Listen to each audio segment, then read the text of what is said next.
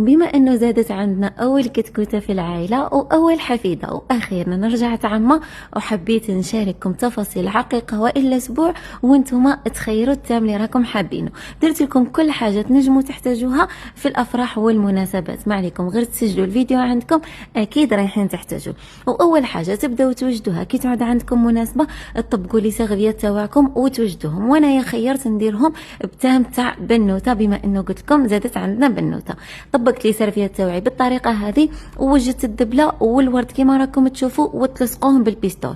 وبعدها جبت الملصقات هذو اللي راهم دايرين حالة في الاسواق، وكاين كل المناسبات اللي تحتاجوها. شرفتونا نورتونا، حب الف مبروك، والحروف وانتم تخيروا على حسب المناسبه اللي عندكم. وانا راح نعطيكم طريقه سهله اللي تخدموا بها كميه كبيره. وصدقوني التوزيعات هذو ولا لي سيرفيات اذا خدمتوهم راح يتقاموا لكم اقل من تشروهم ب1000 مره. تجيبوا اللصقه هذه ديروها في يدكم شويه، ومن بعد تحطوها فوق هذيك الكلمه تاع شرفتونا، وتهزوا الحروف بسهوله تامه، وهكا تكونوا خدمتوا اروع توزيعات في اسرع وقت واقل تكلفه. ولهنا كاين القلوب هذو ثاني تقدروا ديروهم، وقلت لكم كاين كل المناسبات اللي تحتاجوهم. كما كاين الحروف ثاني تقدروا ديروهم اذا كان عندكم عرس بالحروف. وبالنسبة للحلويات درت كعكعات وتزيريات وبريستيج اللي شاركتكم الوصفات في قناتي على اليوتيوب. وانا خيرت العلب هذول يكونوا شفافين باش تبان الحلويات اللي تكون داخلهم، وباش نزين العلبة تاعي ونمد لها الشكل يكون جمالي اكثر وتناسب التام اللي راني مدايرته.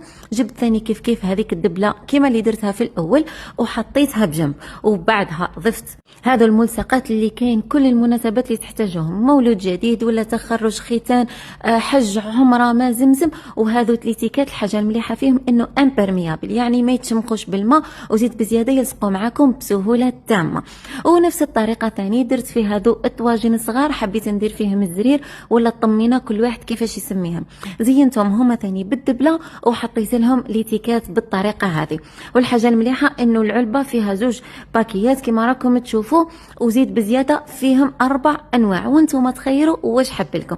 وشوفوا الله يبارك كيفاه يجوا. حنايا في عاداتنا نديروا الزرير ونزينوه بالجلجلانيه، وانتم قولوا لي في عاداتكم واش ديروا. هذو قدمناهم كما راكم تشوفوا، ديروهم في ليساك الناس اللي يحبوا يدوهم معاهم، كما درت لي دراجي ثاني في هذوك العلب. ولا راكم حابين تشوفوا واش درنا في الطابله واش حطينا، ما عليكم غير تشاركوني ارائكم وتعليقاتكم وانا راح نوجدهم لكم. اذا راكم حابين تام ثاني خلوا لي رايكم. سلام.